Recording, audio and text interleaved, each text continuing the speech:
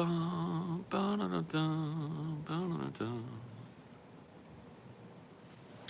we go. Now I'm happy with that. Boom, boom, boom. There you go. You can come and go as you please now. You can come and go as you please now, Dynor. You've got free run of the house.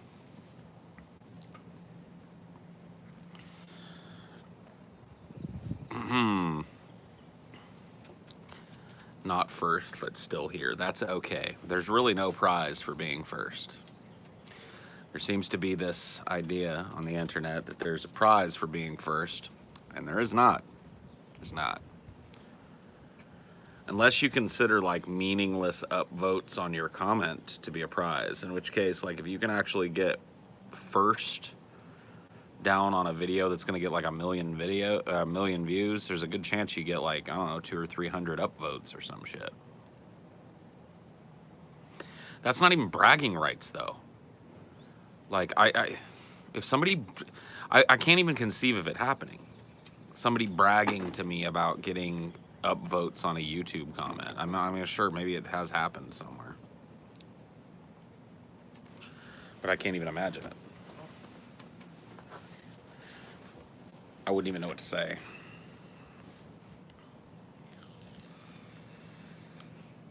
Wouldn't even know, like, how to engage that person in conversation.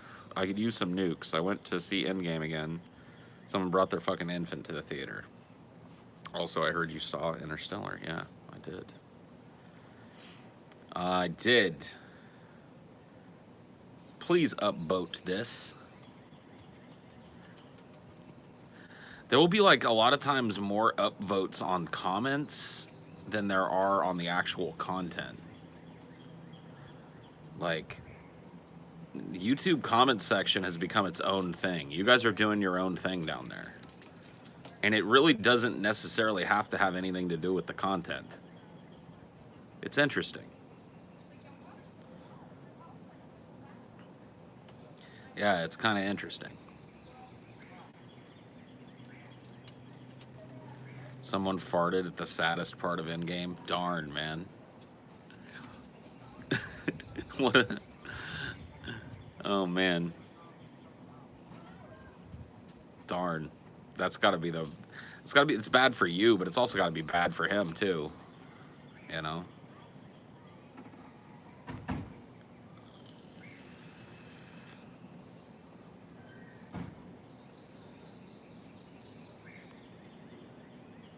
I haven't seen Endgame yet. I heard about a story about someone in the theater who yelled a bunch of Endgame spoilers and got assaulted. Yeah, I think I read that.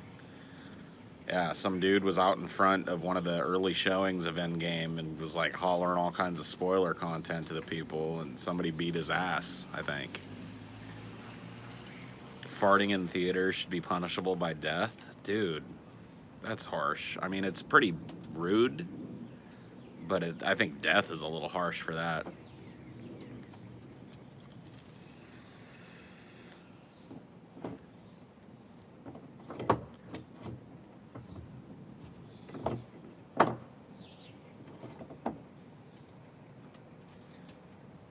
You got that bone figured out yet there, Dynor? You like your bone? Are you chewy?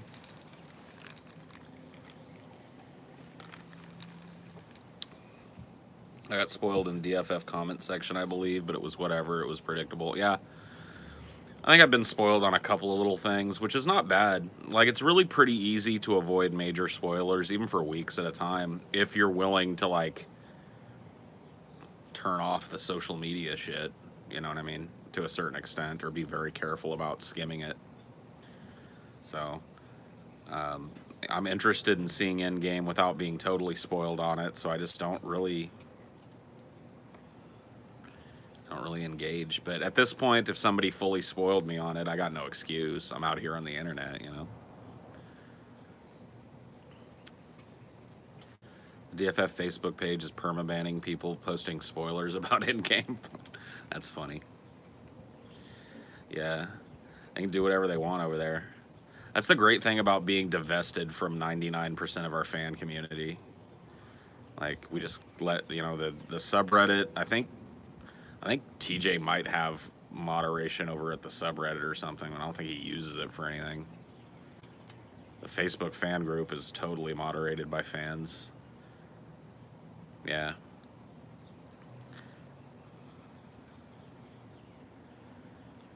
That's happening in this chat too. Yeah. It'll happen. I mean, what are you going to do?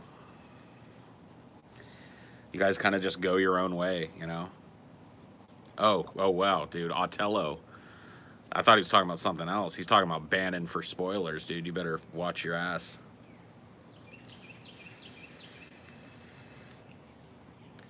You better watch yo ass. Otello has got an itchy spoiler finger. Someone ruined it for me when I played Rocket League last night. Damn. You got spoiled playing a shitty game? That sucks. Scarlet Witch becomes the Hulk? Oh my god, dude. Spoiled. Spoiled. How much for a single spermocyte? You want to buy one of my spermocytes? $1 million for a spermocyte. I'll give you one for $1 million. You could have yourself a clone of me for $1 million. Don't even Google Endgame because there are a bunch of feminist articles with. I mean, it's not just feminists spoiling this shit. Let's be honest. Let's keep it real. Everybody's out there trying to spoil it now. It is what it is. I'd say I'm gonna ban people who spoil because it doesn't contribute to the conversation, but if I were banning people for that, then 90% of the people watching would be gone. Yeah, that's true. I'm okay with the spoiler that Hulk dabs. He doesn't dab, dude. If Hulk dabs in this movie, I'm walking out. I'm just letting you guys know. If the Hulk dabs in this movie, I'm going to set down my popcorn on the floor and I'm gonna leave.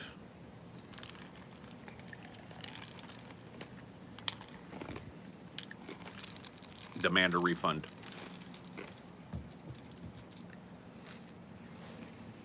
I'm gonna demand a refund. This sounds awful. No, I'm not? Oh, okay. All right. Call my bluff. Think I won't walk out of a movie. Halfway it turns into a musical. Sweet. They don't understand the rage Hulk have inside. Sometimes it comes boiling out. It is too hard to hide. But inside I'm a softie, as you can plainly see. Oh man, that'd be awesome. I'd watch a Hulk musical. That'd be fun.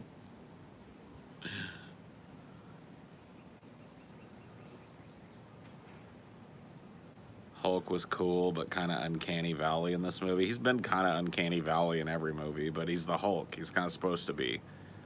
He's supposed to be weird looking. Thanos actually stops being evil and becomes the headmaster of an orphanage. Cool. Dude, I'd like to be an orphan with Thanos as my orphan, you know, like whatever they call those, headmaster. My step parent or my foster parent or whatever they call, you know.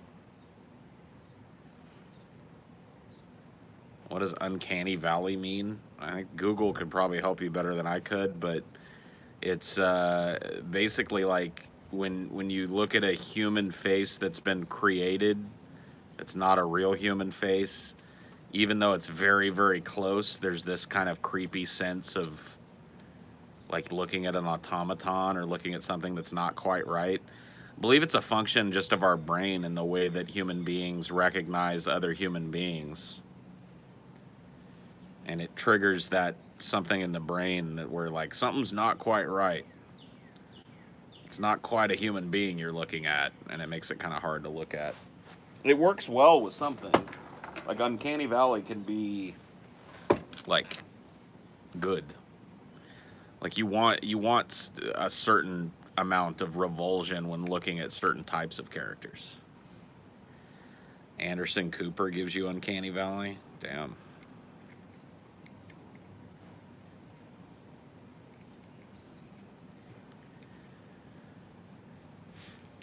Ant-Man is a trans woman. Holy shit. This movie sounds like it's epic.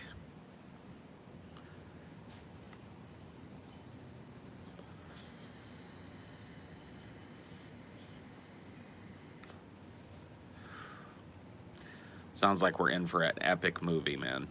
Trans Ant-Man. The fucking Scarlet Witch becomes the Hulk. I don't even know what to think about that. Hillary Clinton gives you Uncanny Valley. That's because she's a lizard. Can you borrow $30? No. No. I don't lend money to anybody. I follow that principle in the Bible. Neither a borrower nor a lender be.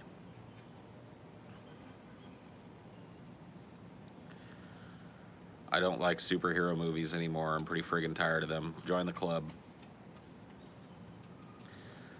Join the club. No, we didn't try and what do you think? Scotty went out right now, like yesterday, and bought. No, he's gonna do the Impossible Burger thing for us this week, I think, or next week.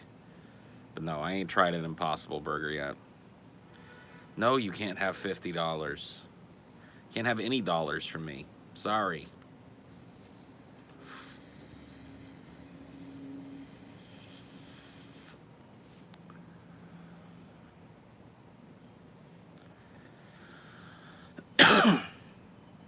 You might go see Endgame a second time.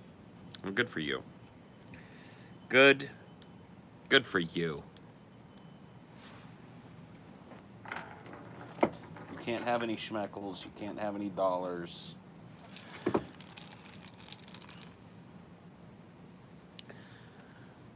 So, have you guys are you guys aware of this, that alt-right dork that was part of like the blood sports community for a while, that Baked Alaska guy? His fucking career arc has been one of the funniest, most disingenuous things that you'll ever watch in the history of anything. That dude started as like a BuzzFeed editor, super lefty, then left BuzzFeed to pursue a career as like an alt-right red wave guy, and is now back to BuzzFeed again. Well, he's not, like, he's back to that level of content again. Like, so he was like a BuzzFeed guy that went alt-right, and now he's back to a leftist talking about how bad the alt-right is. All in the course of like a year.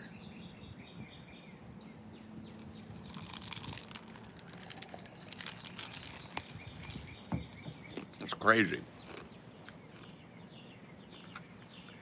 Oh, there's accountability. Like, if you go to his channel, like, because his channel is made up of all alt-right people. That's how he got big. So there's not a single positive comment anywhere on his channel. I don't even know why he's still trying to do it, honestly. I don't know if he thinks that, like, the internet forgets or whatever, but it doesn't. Yeah, but I don't even really see how he could chase dollars doing that. Like, can you make money being absolutely hated by everybody who watches you? It's the same thing with Warski right now. I was talking to TJ and Scotty about Warski before we started Flash Fried yesterday. So I just, like, kind of, like, popped over to his channel to see what's up. And, like, Warski's having a meltdown. Like, a full-fledged, like, 5-alarm meltdown. And it's just like, man...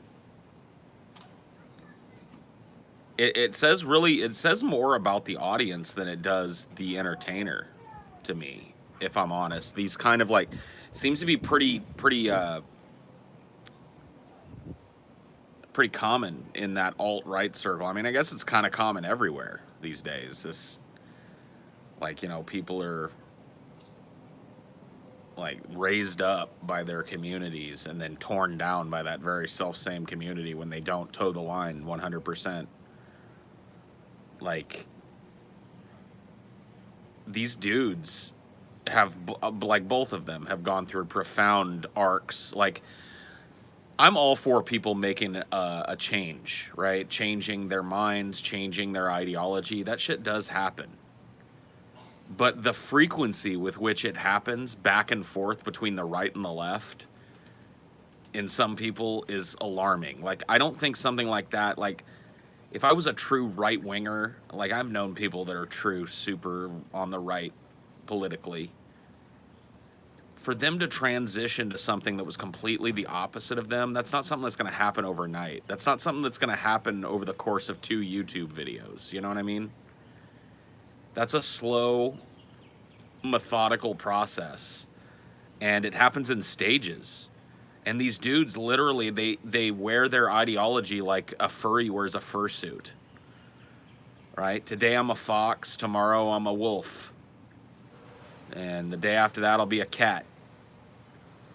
But we're talking about their life, like what they're presenting to you, at least, as their guiding principles through life. And you guys, like people in these communities are elevating people who have absolutely no consistency. And like all of the people, like on the Baked Alaska guy that I was talking about, if you go to his channel and read his comments now, it's all about like, oh, you're a cuck, you're a leftist, you blah, blah, blah, blah, blah, you never were an alt-right. But it's like, you knew that before you elevated him to a position of power. You knew this dude was like less than a year out of BuzzFeed. You knew that the alt-right meme was real popular in about 2016, 2015, 2017, a little bit. And all of a sudden, one of these lefty guys is putting on a MAGA hat and marching around, and you guys all accepted him then when he was towing the line, even though he's still the same stupid, empty-headed cuck.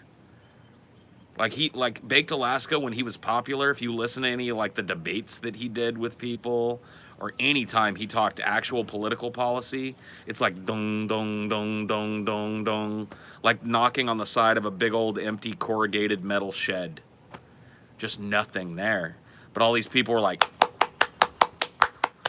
because what he did manage to monosyllabically puke out of his mouth was always a right-wing talking point. It's, you know, people act shocked when these dudes turned out to be charlatans, and it's like, but you elevated them to that. Like, you're the people that watched them. You're the people that came and consumed that and ate it up like a bunch of seals because it was confirming your bias. To play devil's advocate, it's possible they could pretend that they hold beliefs they don't in order to keep up appearances. However, I do agree that they do it way too frequent to be real. I mean, yeah, it's constant. Like, when one of these guys falls out of favor of the alt-right, for some reason that precipitates an ideological change. So for some reason, like, when they stop getting mad, silly, fresh, dope props from all of their little Pepe posters and stuff, then all of a sudden their entire outlook on life changes. Like, how did Baked Alaska getting run out of the alt-right on a rail, how did that affect his view on economics? Like, why did his view on economic policy change over the course of like 3 months? So 3 months ago, Baked Alaska was a dude that was like a, you know, protectionist, you know, anti-safety net, anti-entitlement, you know, party line Republican. And then he has a falling out with his community, and 3 months later, he's a liberal arguing for entitlements. Like, this dude never believed what he was talking about in the first place. And they're not to blame for that. You are. Well, not necessarily you. I'm not pointing the finger at any of you, but when I say you, I mean the audience. It was the audience's job to do their due diligence on these personalities and not elevate charlatans and hucksters, and it was relatively easy to see that that's what they were dealing with in both Andy Worski and Baked Alaska and any number of these other dudes that have been, just kind of wadded up and tossed over the shoulder, It's your own goddamn fault.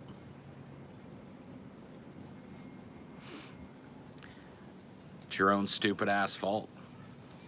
You're the one that elevated a fucking buffoon. Your hair looks nice today, Paul. Thanks. I don't even know what to do with it anymore. I'm glad that somebody thinks it looks nice, because I just look at it and I don't know. It's not long enough yet for me to put a ponytail or do anything to keep it out of my face, and so I just think it looks stupid. Were you ever right wing when you were young? Yeah. Yeah, I was raised. Well, my dad is pretty right wing. He wasn't always right wing, but he kind of transitioned from like kind of a blue dog Democrat to a right wing guy over the course of like my childhood and into my teen years. And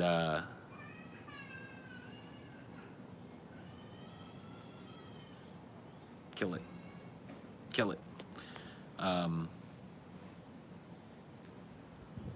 So yeah, I listen to a lot of Rush Limbaugh with my dad, and like every young kid that idolizes their dad, of course his politics became my politics. So my first foray into political thought and political discussion was all based around, what I mean, Rush Limbaugh's worldview, basically, through the lens of my dad, which is, just takes Rush Limbaugh's view and makes it weirder. So,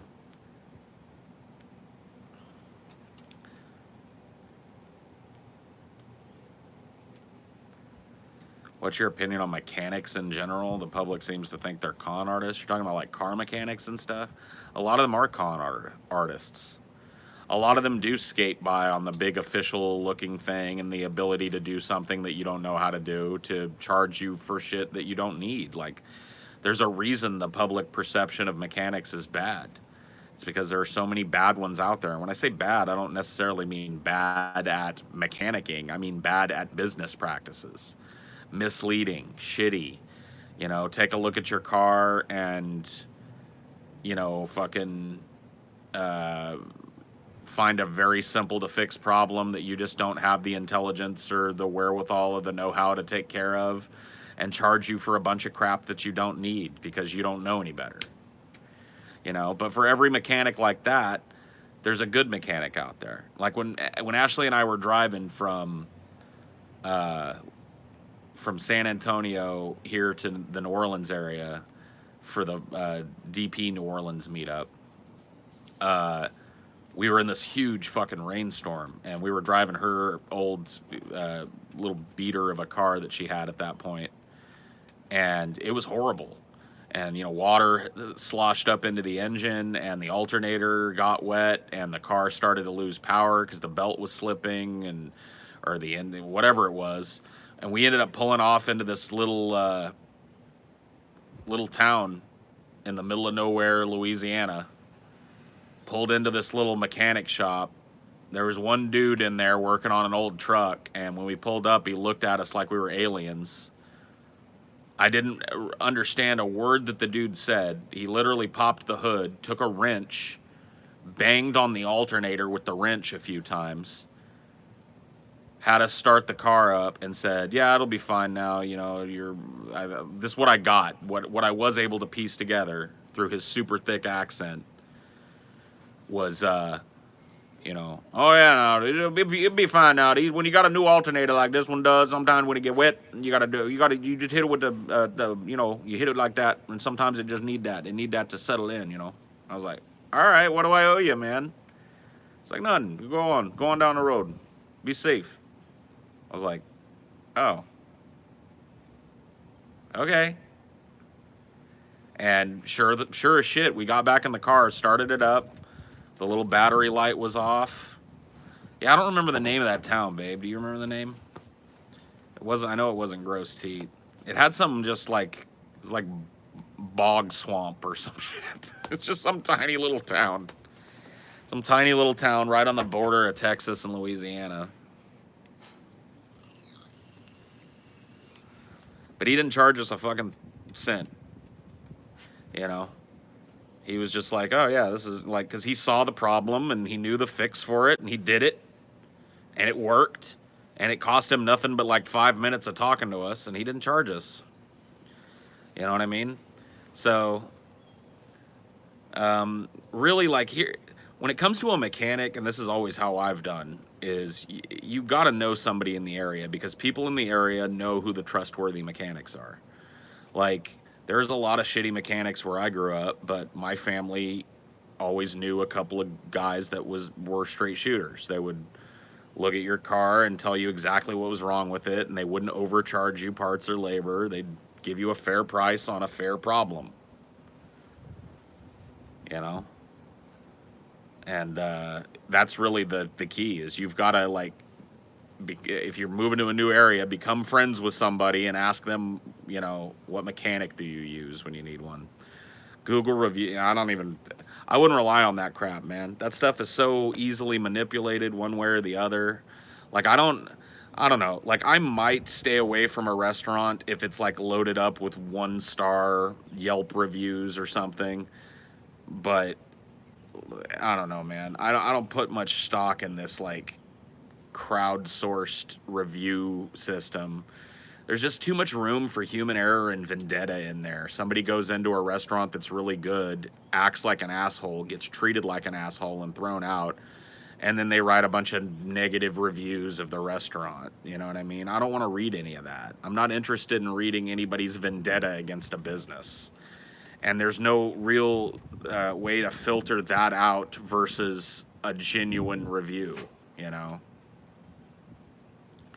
Oh, yeah. Owners of businesses go and make fake accounts and review their fucking own businesses with, you know, it's too much bullshit. You know, actually knowing, like, face to face still has a whole lot of use, guys, because let me tell you, like, the internet acts like a filter between the truth and you.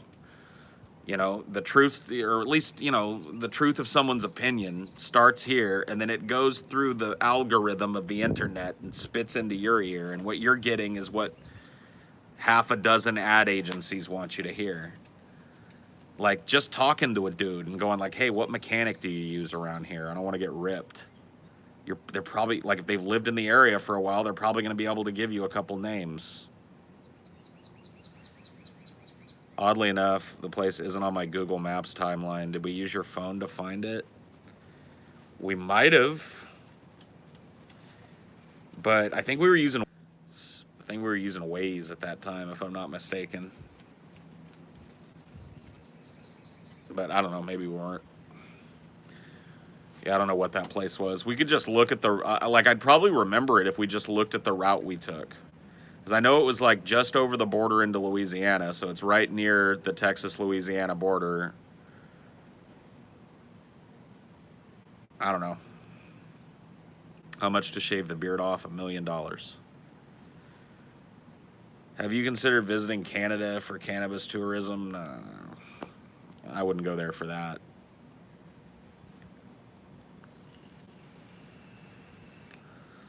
You guys were abducted. There's no proof you were there. Holy shit. It was a dream. Yeah, maybe that little town doesn't exist and that old man was like a ghost. Or an angel. If you had to go to jury duty, would you shave? I went yesterday and decided to shave. No, I actually sat on a jury. My beard probably wasn't this long, but I sat on a jury for, it was over 6 months. With a beard looking pretty much just like this. I don't do shit. There's no dress code for jury duty. Like, yeah, I guess there is. I guess they probably wouldn't let you in with like a big giant picture of a dick on your shirt or anything, but like I would just put on like my work clothes and go to jury duty.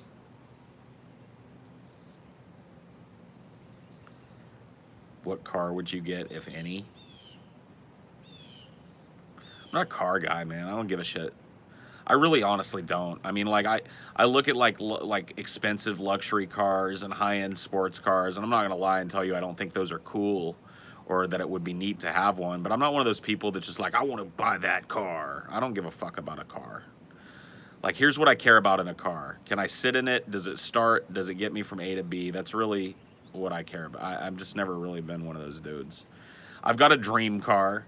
You know, if I was ever super rich and just wanted to get myself what I think is the coolest car, you know, get a Corvette, like a 76 Corvette, paint it orange.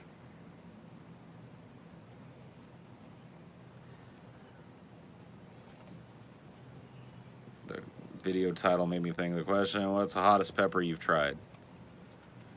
I don't know, honestly. I've never eaten like one of the super duper ultra dodeca hot, you know, made in a lab Trinidad scorpion maruga bullshits. I've never eaten anything like that. So I don't know, man. Probably a fucking habanero, or I don't know. I honestly don't know. The car from Death Proof, so you can kidnap a woman. Oh, okay. Yeah, dude. I'm considering pre-ordering that Vampire the Masquerade game that's coming out, because I really enjoyed the first one. So I might get it.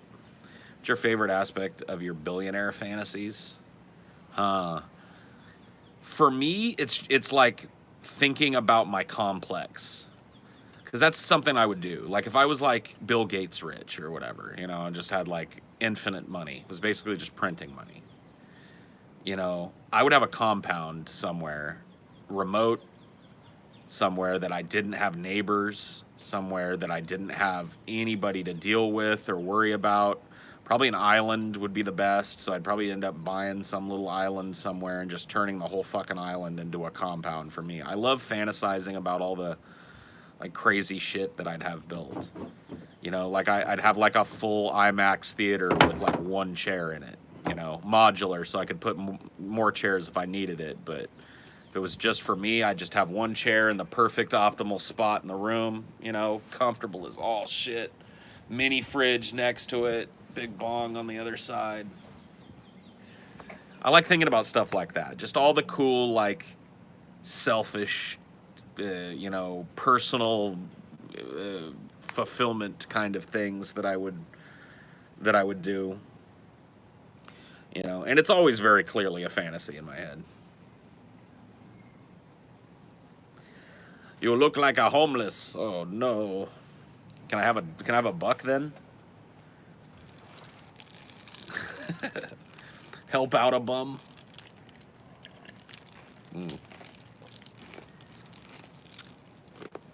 Like evil must be gummished. Okay. Very nice. Thank you for the $30. I just tied a J. I just got notified. How are you? I'm good. I'm okay.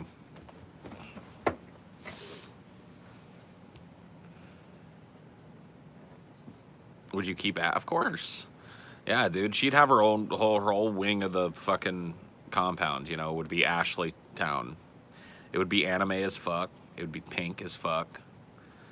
It would be filled with stuffed animals and teacups and party streamers and stuff like that. It'd be awesome. You know, it'd be like when I got sick of my own little techno dystopia, I could always just spend some time over in the Ashley zone, you know.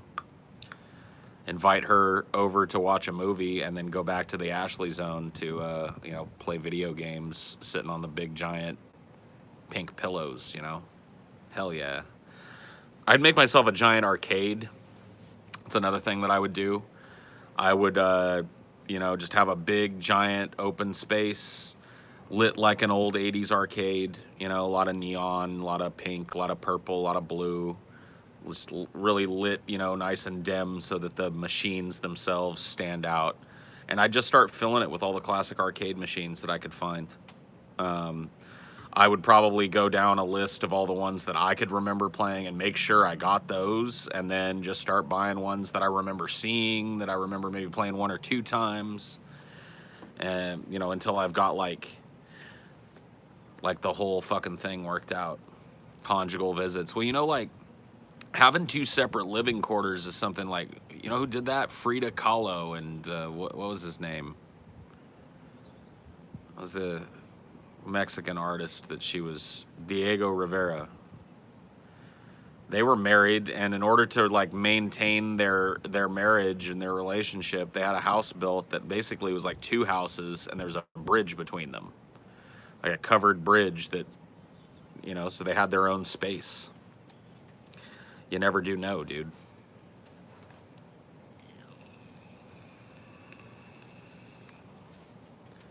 But yeah, I would just like have a giant warehouse filled with all kinds of old arcade machines, all of them just ready to play, free. What else would I have, dude? What else would be a must?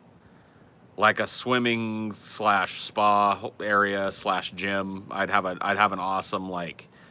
I've always wanted one of those what do they call them, like wake pools or whatever, where like the pool itself is actually kind of small, but it's because like there's a big turbine pushing, you know, like water towards you, so you're swimming against that current. Like if I had one of those, I could work out a lot. That would be awesome. So have one of those, have like a giant like built-in hot tub in there to soak after you work out. Yeah, some water slides, a big ass pool, some diving boards. Maybe like an indoor-outdoor pool. Have you guys ever seen those? Those are so cool.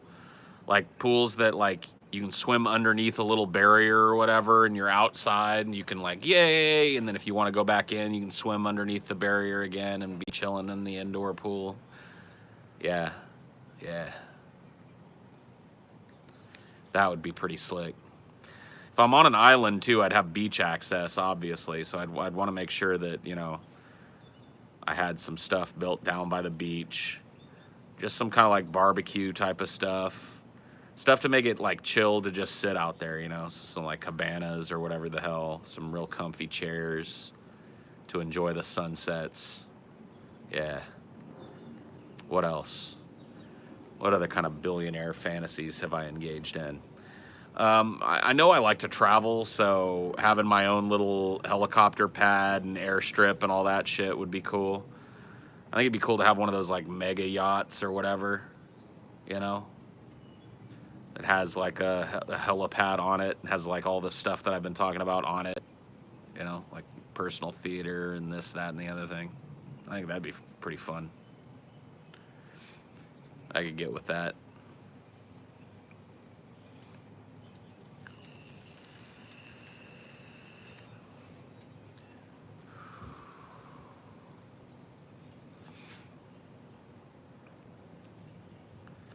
Studio extraordinaire in every instrument. Yeah, I'd probably have one built just so I could invite like famous people over to make music in the studio and chill and jam.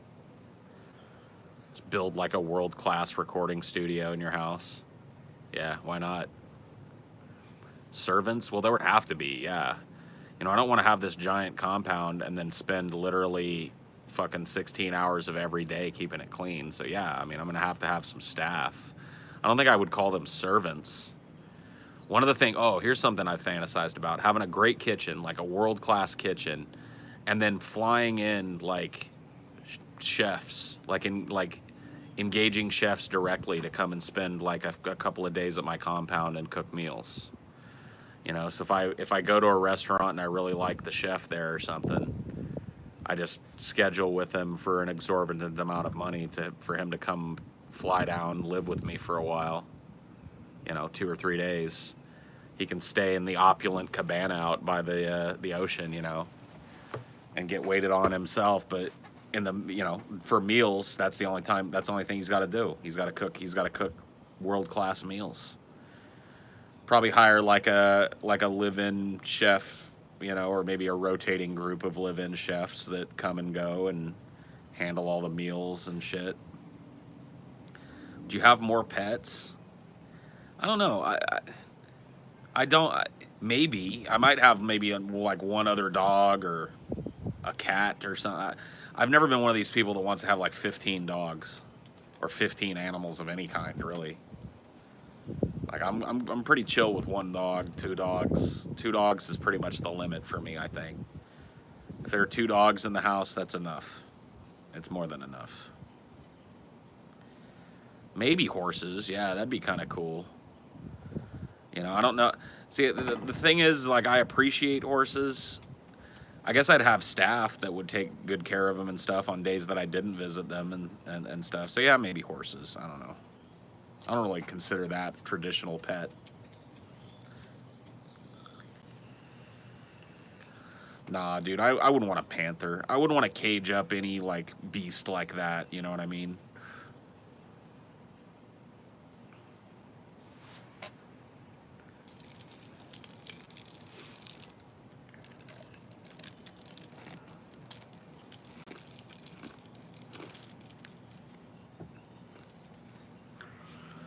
Fuck a saltwater tank. If I'm buying a Caribbean island, why not? Here's another thing I've thought about: build like an underwater complex off of one of the beaches or offshore a little bit that you've got to take a boat to.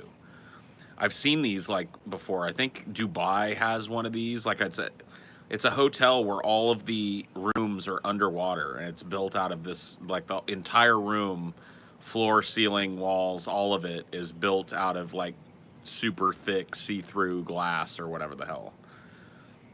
Why not just build something like that? So instead of having an aquarium, just, you know, have myself like a super badass, awesome like reef observatory off of my island, completely and utterly made out of glass, so that you could just go down there and chill and watch the fish. Have it wired for sound and stuff too, so you could play music, party down there. Yeah, yeah, yeah. Have it properly air ventilated, so you could toke up in there. That'd be the spot right there, man. Have some floodlights for, like, you know, nighttime chilling, so you can see the stuff at night. Yeah, you know, I just don't understand, man. I don't understand why some of these billionaires ain't got stuff like that. I'd have that in a heartbeat, man. How you stop the octopuses, though? Dude, they ain't getting through that glass. Dude, this glass, you don't understand. This glass is like a foot and a half thick. They ain't getting through that. A greenhouse would be cool. Yeah, that would be cool. It'd be cool to have that, depending on the climate. You know what I mean? I don't know, but yeah, in a perfect world, it'd be cool to have like a little, like a whole little farm, maybe like a small, what do they call those? Sustenance farm, where like my chef could have all the fresh ingredients. You know, grow jalapenos, grow tomatoes, grow onions, grow potatoes, all that stuff. You know, keep all of that maintained. Have a staff that keeps that going, so that, you know, there's just constant like fresh food to eat. Yeah. You know, that whole if money is no object thing is a pretty fun fantasy, isn't it? It's a pretty sad fantasy too. You know, that kind of fantasy or fantasies like it have kept us all locked in this horribly torturous, horribly destructive cycle of capitalism for generation after generation. Everybody's got them dollar green fantasies, man. Keeps us all striving.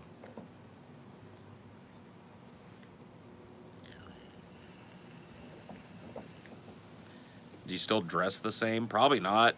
Like, one of the things I've wanted to do, like, and this probably wouldn't even be like a rich dude thing to do. It would probably cost me some money.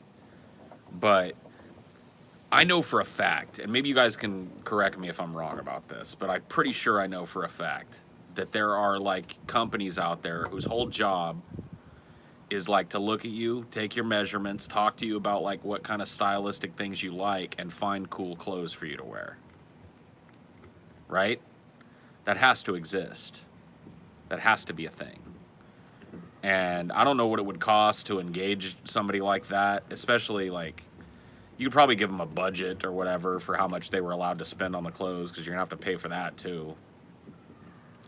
And I don't want no, like, I don't need no fucking designer stuff. I mean, I'm not against it if it's reasonable or whatever, but no, just hire like a company and be like, look, I need help. Clearly, like, I don't know how to, I don't know how to dress cool. And they go, all right. Here you go. Take this, get you these sunglasses, get you several of these hats, a few of these pairs of pants, get you some of these shirts, some of these button-up shirts, a couple of these jackets, a couple of pairs of these shoes.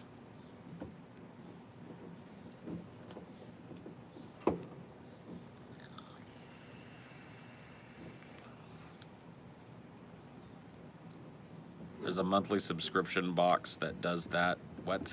What? Side conversations, man. What a nightmare. You'll end up looking like a fat, bearded Steven Tyler. Cool. Yeah, that would be cool. I'd be down to look like that.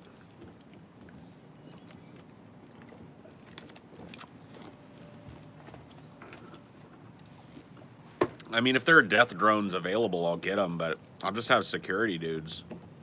I'll just have like a small little private army on my island. Make sure nobody comes that ain't supposed to come. Make sure, you know, the waters around my island remain free of looky-loos or fishermen or any of that bullshit. Anybody not working for me or a guest of mine. Because that's really like the most appealing thing to me, is being able to have a place to go where I'm just so separate from everybody else. And knowing that I'm that separate, knowing that I'm far away from all the bullshit. Like that, to me, I think, is the most appealing thing about the island compound fantasy.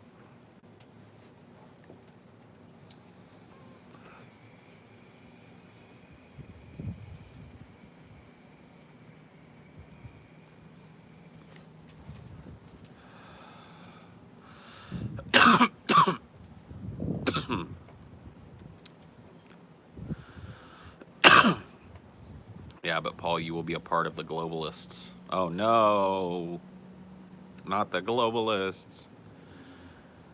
Would you choose to know about the rest of the world if you could live like that? I would be very selective with the time that I spent reading anything about what went on in the world. I'm not saying I'd be completely out of touch, but I'm not super in touch now. I'll be honest with you.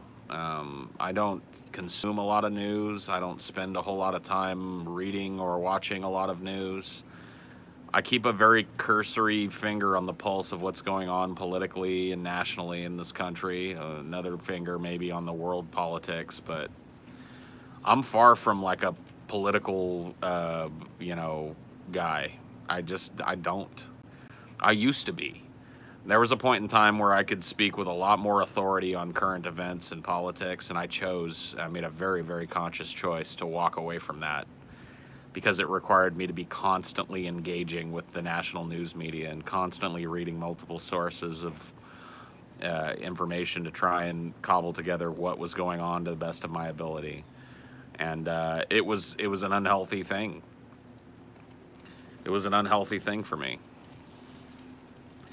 Like, I was spending way too much time doing it. I was engaging in way too much worry and angst.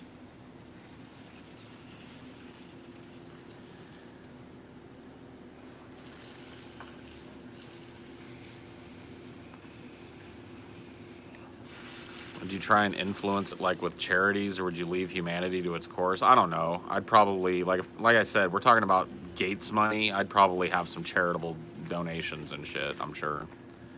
I just don't fantasize about those, sorry. I fantasize about the home theater. And the personal arcade and the helicopter.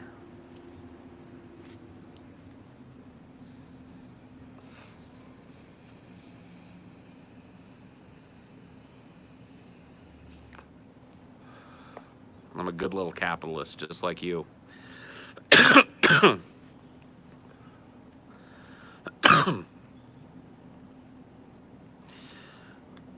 Yeah, when it comes to like politics, that really was my problem.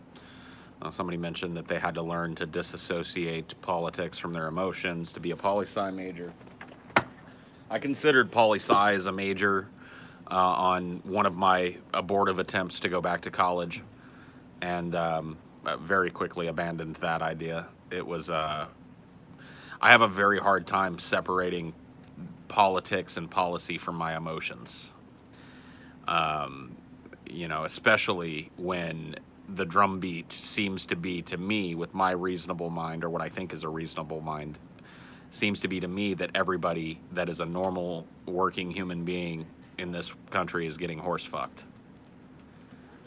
And, everybody wants to have a very quiet and calm and precise conversation about the way forward for that. And there have been those types of conversations going on for decades while things get worse. So, it's just impossible for me to read a horrible story about some horrible tragedy that's unfolding in this country or somewhere in the world and divest myself emotionally from that. I just can't do it. What's the difference between nonsensical and absurd? Nonsensical is confusing, and absurd is silly on its face, I think. Try tap dancing instead? Okay, I'll pick up tap dancing.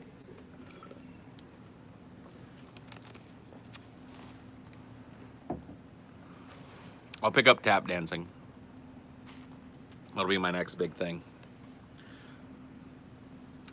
No, I mean, it was just a personal choice, and now I have a job where I'm required to give my takes, and my takes are very typically, separate from the mainstream when I choose to give them, because I don't really exist in that informational loop anymore. I take a very cursory kind of crop duster look at what's going on in the world. And I try and cut out the theater to the best of my ability, which is tough in this country, by the way. Run for public office, get the fuck out of here, dude. I have 100% precluded from ever serving in any kind of meaningful office. I have said and done things that would be absolutely devastating to me on the campaign trail, unless I just came out with them myself, But then my campaign would have to be, I'm the wacky candidate. Hey guys, this is me getting paddled by a dominatrix with a ball gag in my mouth and a huge fat guy in a gimp mask sitting next to me. I'm Paul Zigo, and I'm running for president.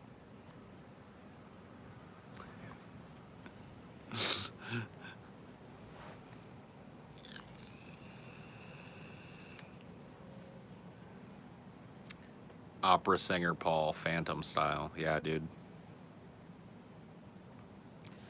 That would be kind of a cool look, wouldn't it? Do you think I could pull off a Phantom mask? That mask? Nobody's doing it, I would look like only myself.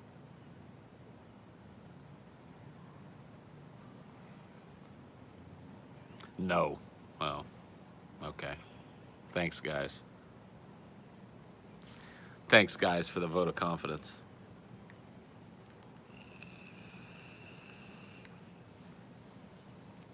Beard. All right, brother.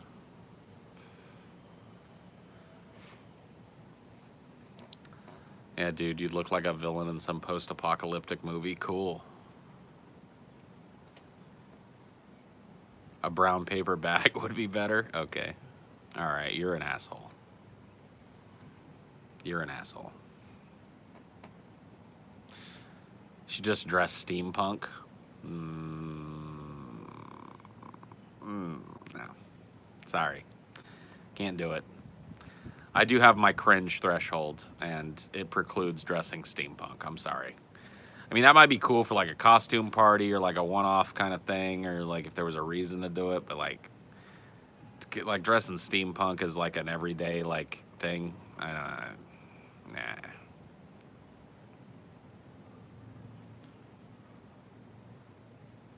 Paul Revere. Colonial, like with the stockings and everything and the buckles on the shoes. Okay, I'll do it.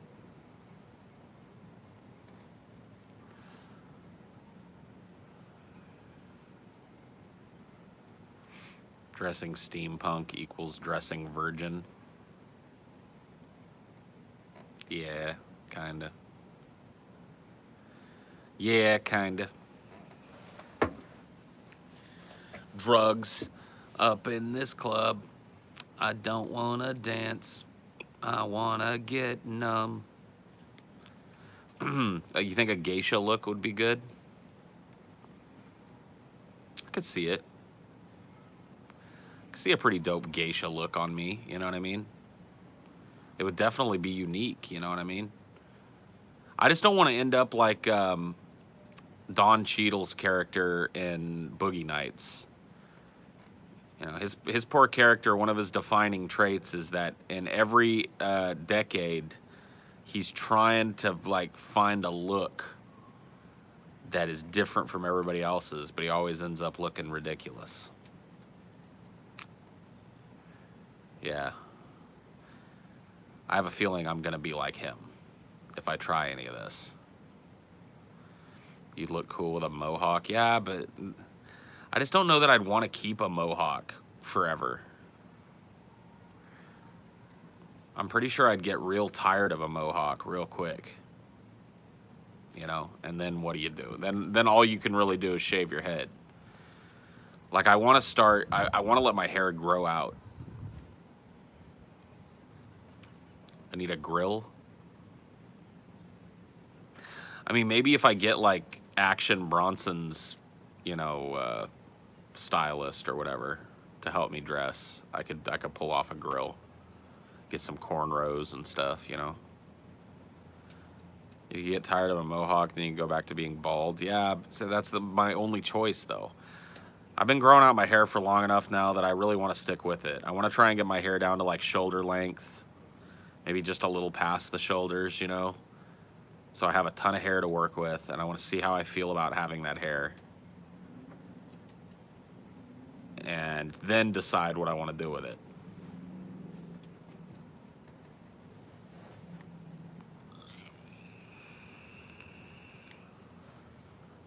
Harley Davidson and the Marlboro Man is a good movie. Okay. Dress like 9th century Japanese shogun Oda Nobunaga.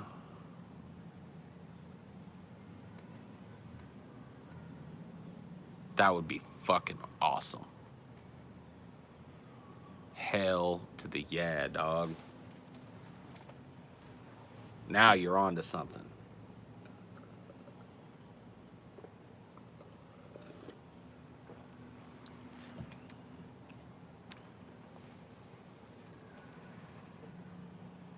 Do it. Okay. All right, fine. I'll try the samurai look. We'll see how it works. I'll learn the way of the Hattori Hanzo blade. We need some DFF merch. Stay tuned. It might not be like super soon, but we're working on some stuff. We got some irons in the fire. Merch is great. Merch is something that everybody wants. It would make us some money, but right now we're trying to get like there's some major changes to the sets, to the shooting schedule. You know, we've added an audio engineer that's going to be sitting in on a lot of our stuff and kind of quarterbacking some of the visual stuff as well. So it's gonna, you know, like we've got a lot in the we want to continue to grow into a better show, and part of that is getting some t-shirts at some point, but it's just not the number one thing on our list right now.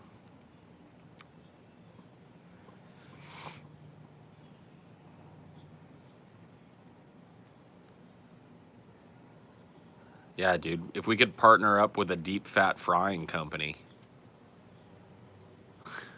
and sell fryers.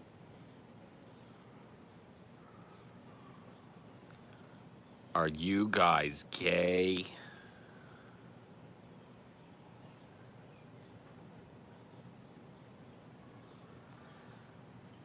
Mom and Dad Save the World is an awful movie, you charlatan. I'm sorry, dude. I like that movie, man. Movie is imaginative, unabashedly silly, completely self-aware that it's shit, and packed filled with self-referential, self-deprecating humor that I enjoy. Sorry. What do you want me to say about it, man? I'm a sucker for John Lovitz.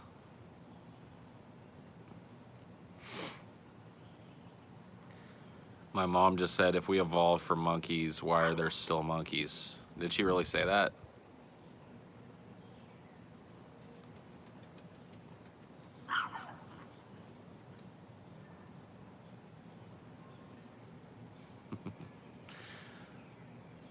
Have you heard of Dead by Daylight, multiplayer slashing game, blah, blah, blah? Yeah, I've heard it. I'm not really interested in those types of games no more, man. Multiplayer gaming has really soured for me since it became an online thing. I used to really like it. Like, I loved the ability to play online. I thought, man, yeah, this is the future. But I'm telling you, like, slowly but surely over the course of my life, the fact that less and less people actually sit together and play video games just absolutely bled my desire to play those multiplayer games. Like, the only ones that even really interest me are certain types of, like, massively multiplayer games. I like games with, like, high risk reward stuff where you can kill other people and take their stuff or have it done to you. So those types of multiplayer experiences are still interesting to me. But when it comes to, like let's just take it in chunks, like modern shooters, right? So right now the hot thing is military style, king of the hill, last man standing kind of run around, pick up guns, shoot other people content. It's indistinguishable for me from playing against a bunch of bots and stuff. Like, there's no personality imbued into the player. Like, I really feel like back in the early days of multiplayer online shooters, when I really enjoyed playing them, like early Quake, like Quake 2 had an online feature that was really like revolutionary for the time, and I played so much of it, and there was just really this feeling that there was another person on the other end of the keyboard and mouse that has bled away. I think maybe it's because the backgrounds have become so intricate, the character models have become so good. It might be that video games are a victim of their own desire to continue to constantly improve in a visual way. I don't really know how to put my finger on it. I just know that feeling that I'm facing off against another person is almost completely gone from me now. Like, I played a little bit of Apex Legends when it came out. I'd never played one of these King of the Hill games that are all popular right now, these battle arena games. And I decided, like, okay, this one's free. People are saying it's really good. I'll try it. And I played it, and I picked it up. And I had some fun with it at first. But as I continued playing it, I just became more and more overwhelmed with this idea that I wasn't really playing with people. And I know that I was, everybody that's in that game is another human being, but there's something about the game that makes it feel like a PvE experience. Does that make sense? It gives me the same feeling that I would get playing one of those shooters, but playing story mode and going up against a roster of enemies and stuff. I don't know. I don't get that same thrill I used to get when I played like Quake 3 Arena or, Unreal Tournament.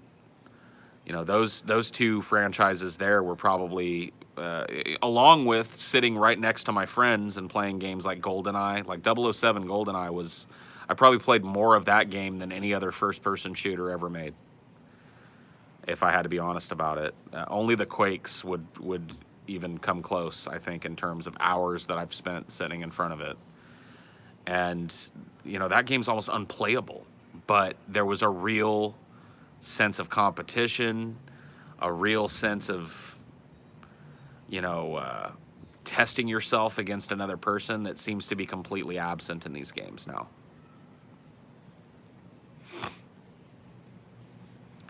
And so I can't get into those. Sports games I've never been into, so unless it's super arcadey reimagining of a sport like NBA Street or NFL Blitz or NHL Hits, one of those franchises, there's a chance I'm probably never even going to try and play it.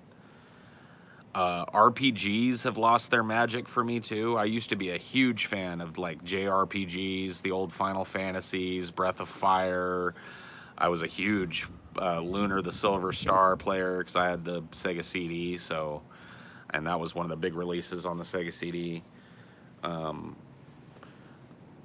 Secret of Mana, just like all the old classic RPG experiences. I used to be way into those. I finished a bunch of those. Maybe not all of those that I mentioned, but I played to completion a ton of old school JRPGs, and I have made various stabs as an adult to try and get back into those types of games. One of them pretty recently. I think it was like a few weeks ago. It was late at night, and I was looking to wind down for a couple hours before I went to sleep. And I was looking through my, Steam games, and I saw I owned Final Fantasy IX, which is my favorite Final Fantasy of all time. And it's like the retooled version of it or whatever, upscaled for modern, well, whatever. At some point, I picked that up. And I started playing it, and I don't know, dude. I got like an hour or two into the game, and I just lost interest in doing it anymore. So I've really kind of, the scope of what I'm interested in doing is pretty limited now.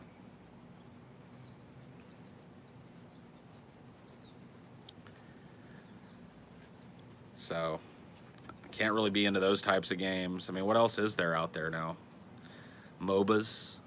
I spent some time playing MOBAs too. I played Heroes of the Storm for a while. I played Dota 2 for even longer.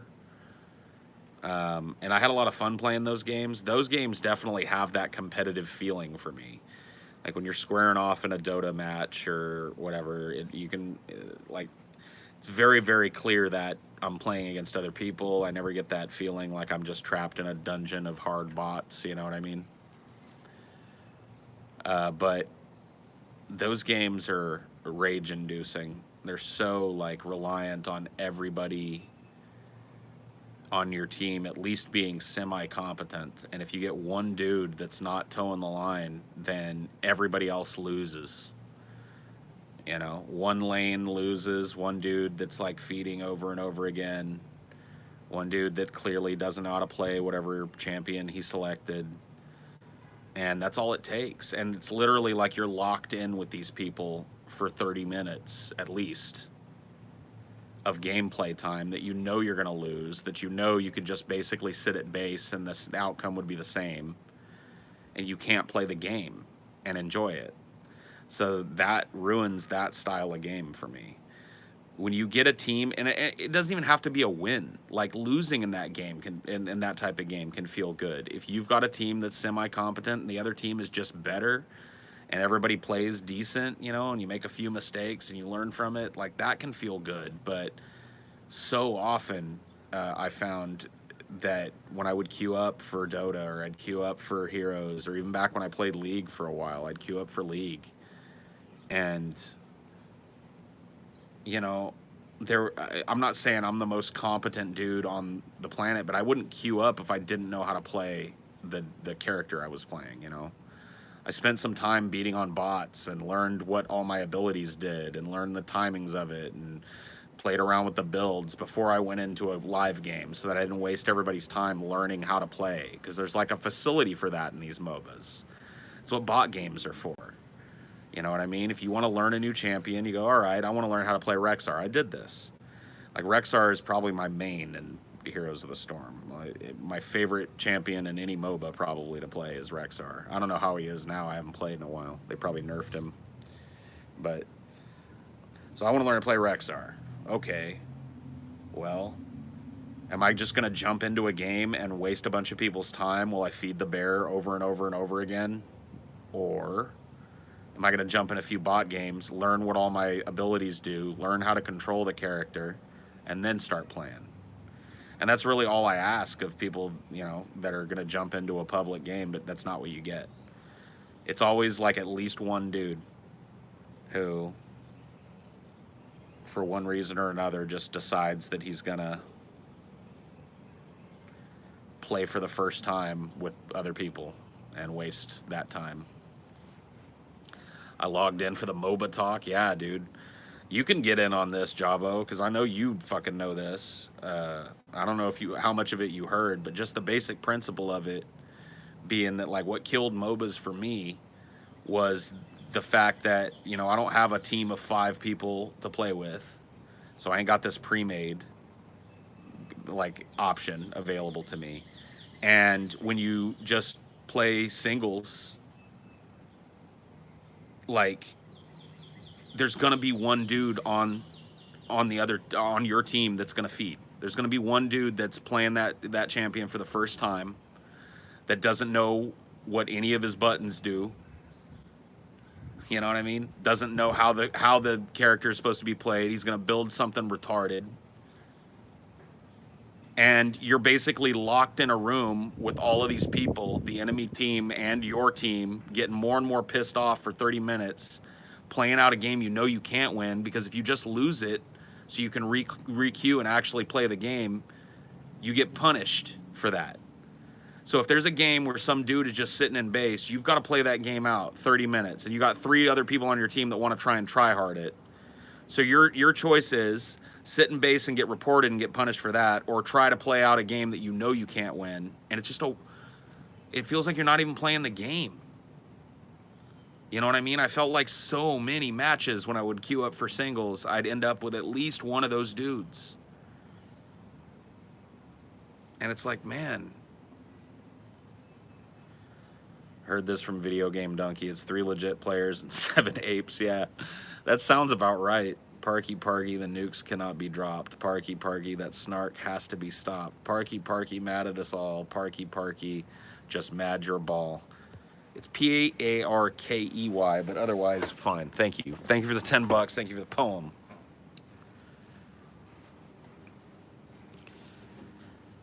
And, you know, I'm not claiming to be the best dude. I'm sure I was the ape in a lot of those games. And I pushed that frustration off onto other people because I don't, you know, like I said, I'm not claiming to be a god at the game. But I will tell you this. I don't queue up with a character I've never played before. I don't queue up with a character that I don't know how to build for. I don't queue up with a character that I haven't played at least a few bot games with to familiarize myself with what their buttons do. You know what I mean? Like, I at least try to go in to that kind of a game with a base level of competence, and other people don't seem to do that. So that just ruins that genre of gaming for me. So yeah, I really don't know where I'm supposed to go.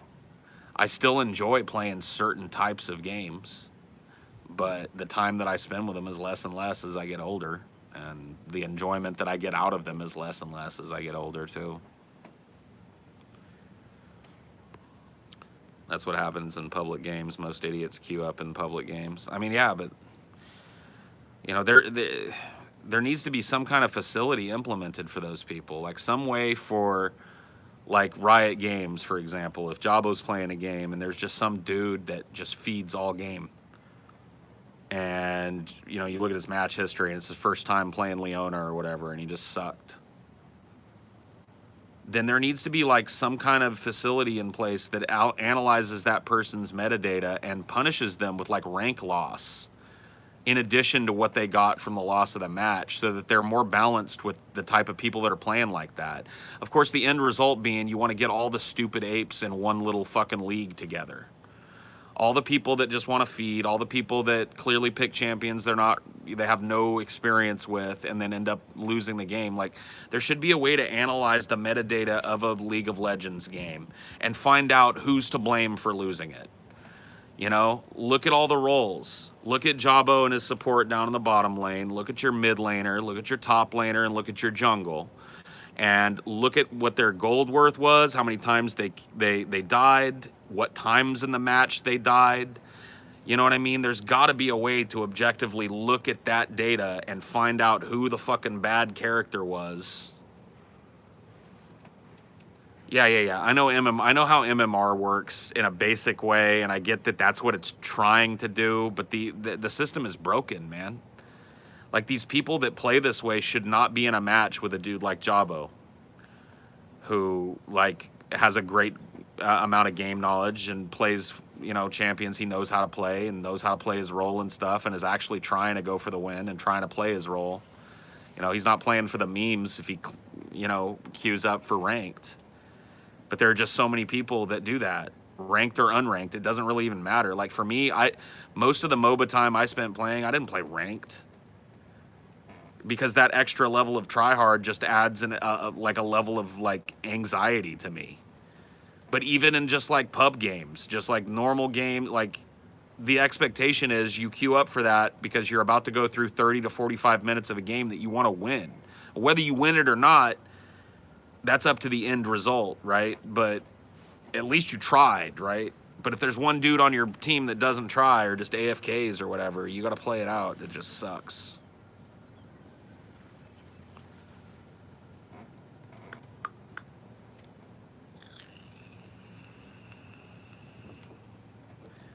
I mean, it does, dude. It just does suck. But what are you gonna do? So yeah, maybe it's just something that I was way more into when I was a kid that I'm slowly but surely losing my interest in. I don't want that to be the case. Like I don't want that to be true. But as time goes on, I find myself retreating back to the styles of games that I used to like more and more, and being less and less able to get into modern games. What was that? Oh, your bone? Okay.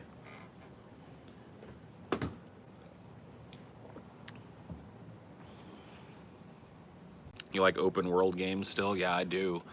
Although the glut of those has made me pretty picky about the ones that I play, because there's just so many of them.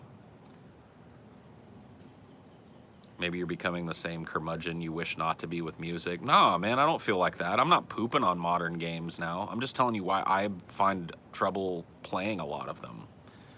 I don't think that's the same as being like all these games suck. You didn't hear that out of my mouth. You just heard me complaining about why I, as a player of these games, don't take my free time to them very often. That's all.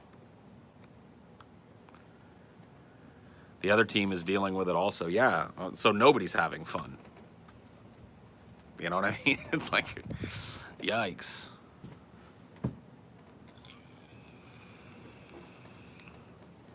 So many people say games are better now because people can make them now and that makes them better. Maybe, but most indie games are up their own asses. I don't know. I mean, I've played some indie games that are fun. You still like Diablo? Yeah. I still like that style of game. I'm not going to lie to you and tell you I play a lot of Diablo still, but that kind of like isometric hack and slash ARPG kind of game, I'm still into that kind of game to a limited extent if it's good. I can get into a platformer if it's good. I mean, there's still like I can still enjoy games to a certain extent, but I don't complete them. I don't spend much time with them anymore. You know, I just kind of am in and out of the video games. So the loot box stuff really, like, oh man, I hate it. I don't even know how it's like legal. They banned all these gambling sites, right? Like back in, I think it was like 2005 or 6 or something, there was this big, huge crackdown in America on like poker sites and all of that. But then like video game manufacturers just started doing it. But it's even more pernicious than like a poker game, because at least in a poker game, like you have a chance to actually win something that's worth money. Like you might put down $20 and snatch up a $120 pot or something. You know what I mean? The video game manufacturers are doing the same thing. It's basically just a fucking casino. But your chances of actually getting something that's worth anything other than just swag for your character is zero. So people are paying exorbitant amounts of money to roll the dice, you know what I mean, to pull the lever on the one-armed bandit. It's just like obvious gambling. It's obvious gambling. And it's targeted at children, too. You know, Fortnite and all of these games that are like aimed directly at teens and tweens and shit are just chock full of this, like, hey, grab mom's credit card and buy a bunch of skins. Buy a bunch of loot boxes and you might get that epic skin that you really want, man. If you don't, though, keep trying. It's like, how is this legal? How has this not been regulated out of existence? Because it's ruining video games, at least when it comes to that competitive stuff. I had to stop playing, like, if you want a reason, an honest reason why I stopped playing, what's that one? Overwatch. Because I had a lot of fun with Overwatch when it first came out. I was like, okay, somebody finally made one of these 5v5 kind of team deathmatch games that I can get into. Cool characters, fun to play. But that loot box crap that just pops up all the time, you're always unlocking them, you unlock it, and then you get kind of pseudo excited when something pops up, but then you actually look at it and it's not really all that exciting. Like that, I just got weary of it. And it just they just keeps coming at you. It's like, ugh.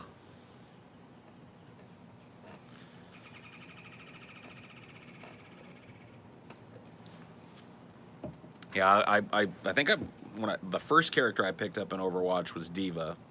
This was before she became really good. Like, but I liked playing Diva way back in the day when she was kind of poopy. But I always tend to gravitate towards the characters other people aren't playing. Like when the game first came out, Zenyatta wasn't great. I was playing a lot of Zenyatta. Probably my favorite character in Overwatch was Sombra, though. When she came out, I was pretty stoked. I love cloaky assassin type of characters, so. But yeah, the game just got too try-hard, and it got too inundated with the microtransactions and the loot boxes and the garbage and.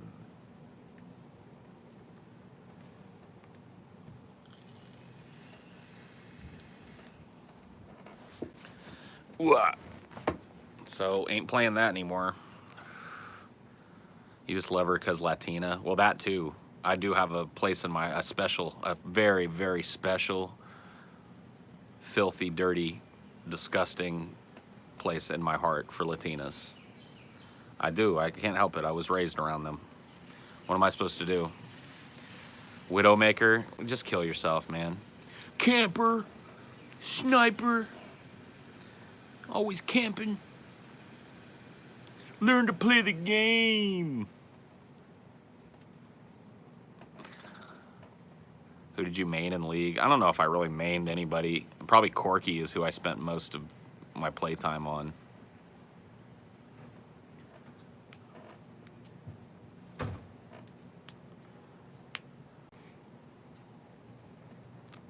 Roadhog, yeah.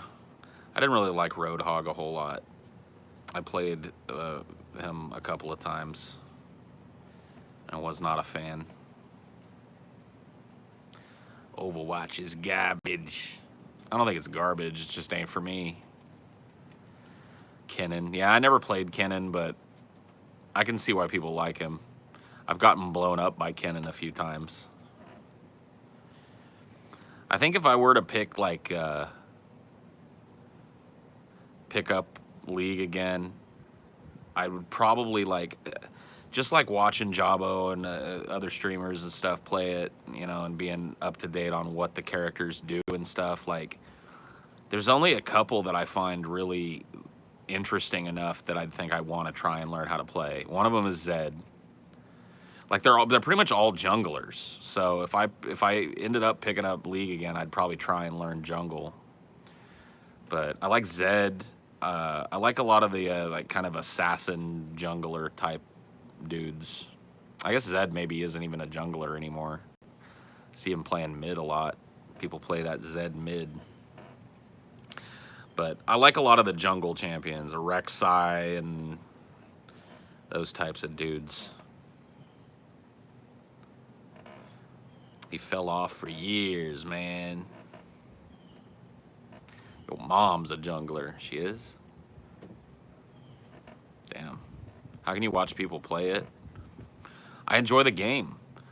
Like I'm not good at the game, but I know enough about the champions and what they do and kind of like, you know, the meta and how it works. Like I've watched enough of it that it's enjoyable. It's like watching football. Like I couldn't pick up a football and actually play football, but I can enjoy watching it. Or basketball, same thing, you know.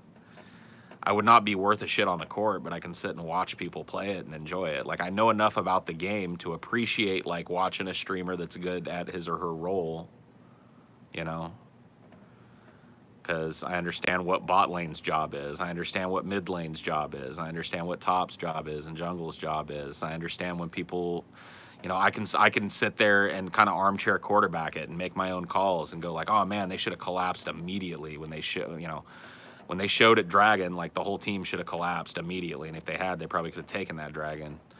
I can do that kind of shit because I know enough about the game to at least be able to do that. Point at it and go like, this should happen, that should happen, or I would have done this, or they should have picked this champ, or whatever. And that's fun. It's fun in the same way that sitting down and watching basketball is fun to me. So I'm fine with that. I don't think League is boring to watch when you're watching somebody that's good at it. I don't even really know what my League name is, dude. I haven't played League since like forever. 2010, 2011, 2012, something like that. It's been a while, dude. I don't know.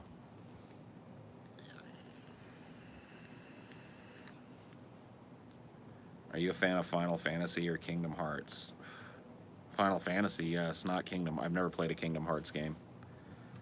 Just too Disney, too kiddie. Who's your favorite NBA team? Well, I used to root for the Charlotte Hornets back when Muggsy Bogues played for them, and Alonzo Mourning. Alonzo Mourning was my favorite ball player back in the '90s. So I used to be a pretty hardcore Charlotte Hornets fan. And I don't know. I spent some time as like a Warriors fan, but outside of those two teams, I've never really given a shit. Oh, dude, yeah, that blue jersey was kicking, dude. The turquoise jersey, the badass cartoon wasp about to cross somebody up, the X's for eyes. It was badass, dude. Yeah, I used to love the Hornets, man. Muggsy Bogues is probably my favorite player of all time. Dude, he could strip the ball from anybody. It was so much fun watching him play. He's up there with all these dudes that are all like, 6 foot and above, and he's this little dude, man. He looked like a third grader out there playing, but he could ball on these guys, big time. Yeah, I kind of lost the lust for basketball too. Basketball became a different kind of game. It's played differently than it was played in the '80s and '90s when I was into it. It's a much more methodical and defensive game. There used to be some major like point run ups and stuff back in the day, and it was just a lot. I feel like it was a lot more dynamic game. It's become a very defensive game now.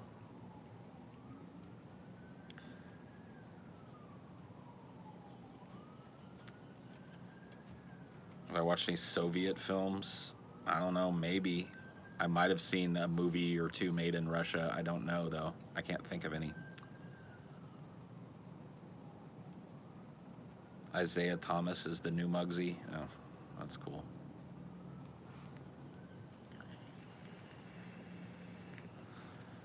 But yeah, I used to love Zoe. I had some Zoe rookies. I probably still do. My mom's probably got them in a box somewhere. Or I might have them here. I don't know. But I collected some. I collected like the Fleer and Topps basketball cards and shit for a while. Can a humble chat peasant catch another pardon? Huh? What are you talking about, Slow Loris? You're here. What do you think the YouTubers Rhett and Link?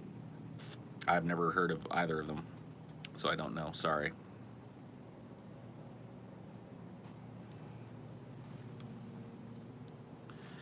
Yeah, I don't watch a lot of YouTube, guys. Someone banned you? Oh, you got an all. Okay, I'll go and ban you. I don't know how you got banned. But yeah, I'll go find you and unban you after this. The NBA is actually a very offensive game, pretty much no defense at all. I just feel like it's slow. No, I feel like it's slowed way down. I feel like that. I don't know, dude. There's just a lot of methodical stuff that has worked its way into the game. I feel the same way about football to a certain extent. I don't enjoy watching football as much as I used to.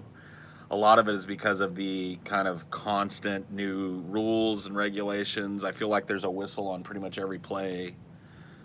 There's a review on pretty much every play. It's like the pace of the game just gets ground to a halt. What about H3H3? I've seen some of H3H3's like funny videos or whatever back when comedy videos were the main thing that they were doing, but I haven't really seen much. I watched them interview Post Malone a couple of times, but that's just because they're friends with Post Malone and he goes there, I guess. But I haven't really seen much of their content outside of that. Start watching rugby. I can't get into another sport, man. I'm sorry. I just can't do it. Another sport I really like watching, and it's probably the sport that I still enjoy watching the most when I get the time to watch it, is tennis. So, but it's another sport that I used to watch a lot more back in the 90s and stuff that I, don't catch as much anymore. What professional league team do you root for? I'm a Raiders fan. Outside of that, there's really not a team that I would say that I'm a lifelong fan of or whatever. Do you ever play tennis? I don't think I could at this point in my life, but it's a really, really awesome game to watch. You like the sounds the tennis players make? Yeah.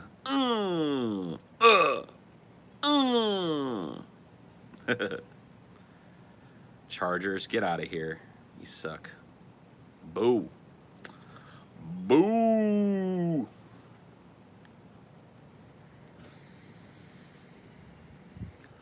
You gonna get that old tennis elbow? Yeah, I don't want that. I've actually had tennis elbow before, and I never played tennis in my life. Go figure. I played tennis, but unfortunately everyone sucks at tennis. Oh, yeah, that does suck. I live in Denver. We hate the Raiders. Trust me, you are hated with an equal and probably double amount of passion in LA. I've been to a Raiders-Broncos game before in Oco Coliseum, and let me just say that you do not want to be a Broncos fan in Oakland during a home game. You just don't. It's a dangerous place to be. There's a lot of hatred. There's a lot of rivalries. Like the Broncos are a rivalry of the Raiders. The Chiefs are a rivalry of the Raiders. The Chargers are an old rivalry of the Raiders. The Pittsburgh Steelers. So there's a number of teams which really are hated with a white-hot passion by the Raider Nation. But that's all part of being a Raiders fan. You can't be driven by the same things other fans are driven by if you're going to be a Raiders fan. Other fans are driven by their team doing well. Winning things, going to the playoffs at least, making a good run for it. Or maybe even every once in a blue moon going to the Super Bowl, taking the whole taco, That's really not, like, we want it as Raiders fans, but we know that it's probably not in the cards. So there's other things at play in a Raiders fan. One of those is we like dirty play. We like fouling people. It's just a legacy thing. And it's something that, like, we should all, like, the news media and other teams go, you should be ashamed of this horrible fouling that goes on, this constant endangering of other players. But we want that. See, the Raiders they want to hurt you. They want to cheat you. They want to take yards that they didn't earn. They want to take yards away from you that you did earn. And they want to do it with a big, giant smile on their face and a big middle finger up in your face as well. They got the craziest fans, the most insane, bloodthirsty fans, despite not winning a fucking Super Bowl since God knows when's, the 70s probably now at this point, early 80s. Yeah, I know the camera's flipped. I flip it every once in a while when I get sick of looking at my own face. I have to do it for my own mental health, Jabbo. I can't just stare at my own fucking hairy-ass face every second of every day. It's weird, man. It's psychologically weird to look at your own goddamn face that often. You know, and it's something about like this whole modern communication stuff, this internet stuff that nobody talks about, but like hella people look right into their own eyes a lot. And man, think about that. Think of spending a lot of your day in front of a mirror. It's got like it does weird things to my head, man. So I just, you know, I flip it around every once in a while and show people the trees. Raiders last won in '02. No, they last went in '02. They lost that game to the Buccaneers. And that was a terrible, terrible, terrible year to be a Raiders fan. Let me tell you that. Raiders fans go harder than any other team of any North American sport. I won't say that they go harder than some of those soccer hoodlums and shit, but when it comes to American sports, you're not going to find a more bloodthirsty, die-hard, shit-kicking group of fans than Raiders fans. That's just the way it is.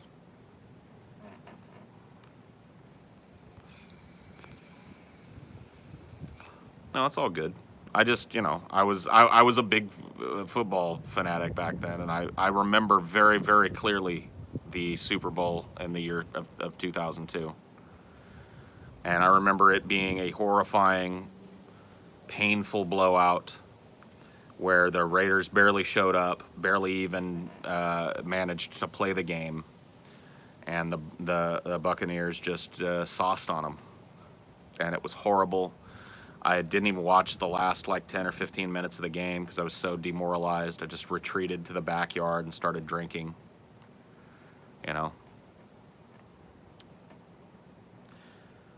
Sometimes there's just nothing you can do. You gotta get out. You gotta get away. Cheeseheads, Packers, whatever. Got a little, you know, there's like a begrudging respect for the Cheeseheads, I think. They're crazy. You know what I mean? They're not as crazy as the Raiders. I mean, look at the black hole. That's all you need to know. Look up Raiders black hole, and that's all you need to know about Raiders fan. There's a level of fanaticism in the Raiders fan base that just is non-existent. I mean, then there's a lot of fired up fans of some of these big teams that win a lot. There's a lot of fired up Patriots fans and stuff, but when the chips are down, man, sorry. They just don't got the same blood that a Raiders fan does. They don't got the same desire. You know, they've been handed too much. How do you feel about the Raiders being in Vegas now? I don't give a shit. The Raiders have been in LA, then Oakland, then back to LA, then back to Oakland, I think, in my lifetime.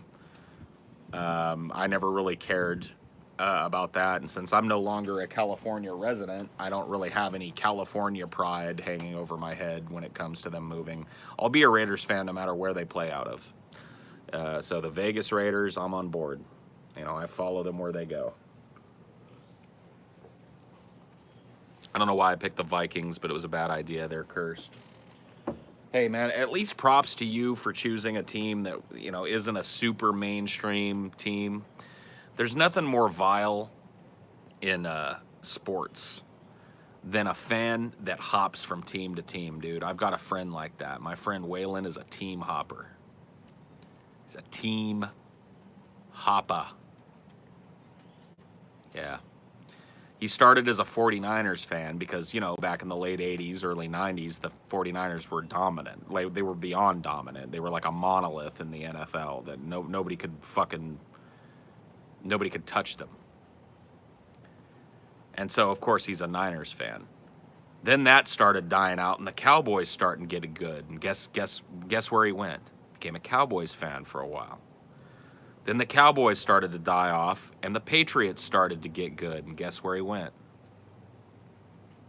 He's one of those dudes that just wants to root for the winning team.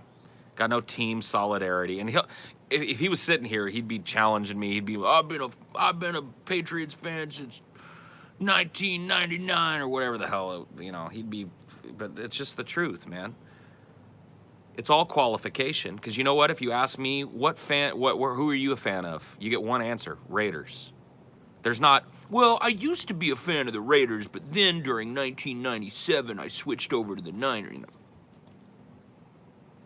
What football team are you a fan of, Paul? The Raiders. Period. I got respect for people that stand by their team. Thick and thin, win, lose, or draw, you stand by your team, man. I got very little respect for team hoppers.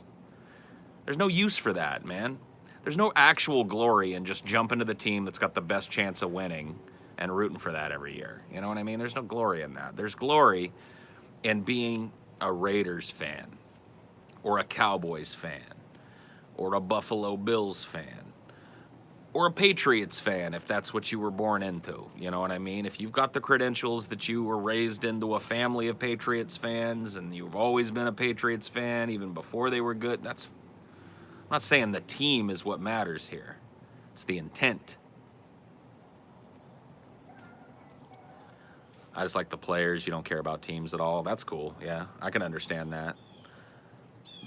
That is really the tact I have to take if I'm not watching a Raiders game, because I'm really not rooting for anybody unless the Raiders are playing, you know. So 9 times out of 10, I'm watching for the players as well. So I can feel that for sure. How do you feel about the stadiums being built with taxpayer money? I mean, if they're being built, like, here's always been my problem with the stadiums, and some stadiums actually take care of this. Like, I'll give you an example. There's a stadium in downtown Fresno called Grizzly Stadium. The Fresno Grizzlies are a farm team for the San Francisco Giants. And so they play a lot of minor league games there. And that stadium was built in large part with taxpayer money. Now, not totally. It had a lot of corporate sponsorship. In large part, I think the biggest corporate sponsor was one of the Indian tribes, the Chukchansi tribe. They have a huge casino around there. Anyway, doesn't matter. It was built with taxpayer funding. And it's made available for public events. So it's not just this place that's all chained up unless there's a ball game. There are community events that are there. People can use it at certain times for very, very little money. So it's made like, so if that's the case, if it's not just a place where, like I said, that's like locked up and chained up and nobody can use it when there's no football team in there, then I don't got a problem with that, because it's something that benefits everybody that lives in that area. It seems like a good prospect for taxpayer investment for me.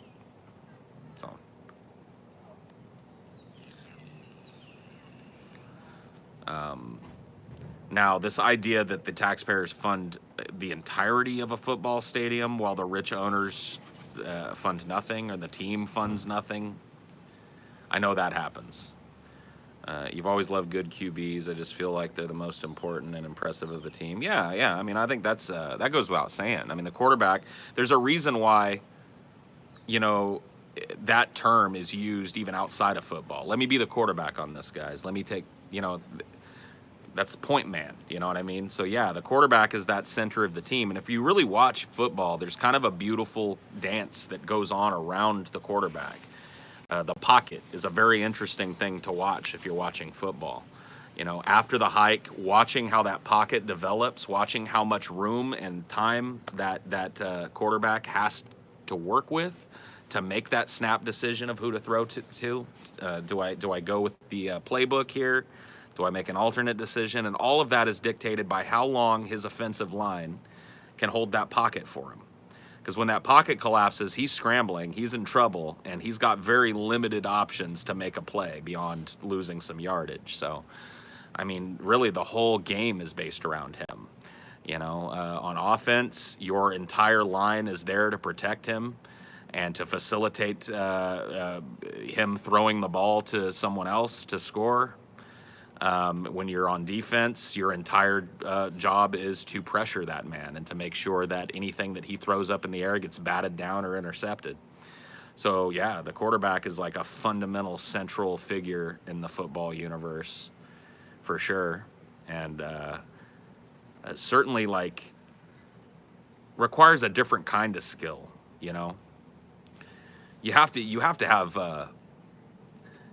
a whole lot of respect for the skill that it takes to even be like an office, like a center, like a defensive center or a tight end or something.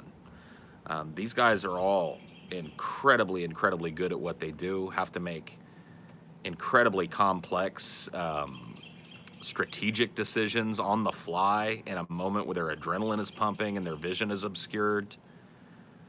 You know, I mean, these guys do something that's pretty fucking amazing. Sounds like the carry when you explain it. Well, yeah, I mean, you know, you could call the carry a quarterback of sorts, in MOBAs. Very much so. Yeah.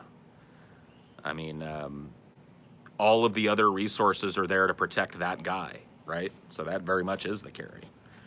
Ultimately, you might pop off, in top or in the jungle, but what you're popping off to do is hopefully put more gold on your carry and keep that pocket open for your carry so that they can sit back and just decimate the team, or support that carry diving in and be that support group that's there to pull them out and peel for them. So, yeah. You know, I've never really been as drawn to the quarterback, I don't think, because that type of position has never really appealed to me. I've always liked watching the supporting players. I've always liked watching the defensive players and the offensive line, and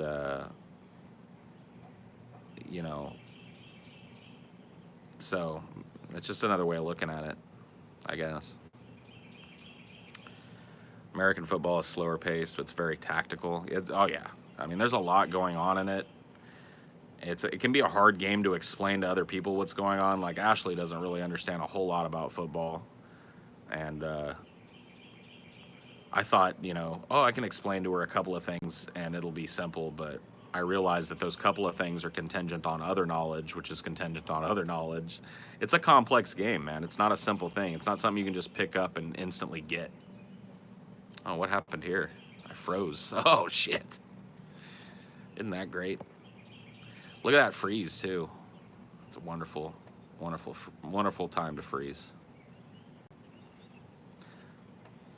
Get the ball, go, woo, score. Yeah. You got it. That's basically it. Let's see. What if I change this? If I change the filter, is that just going to crash? Oh, yeah, it's just going to crash, huh? Let's see. Go ahead.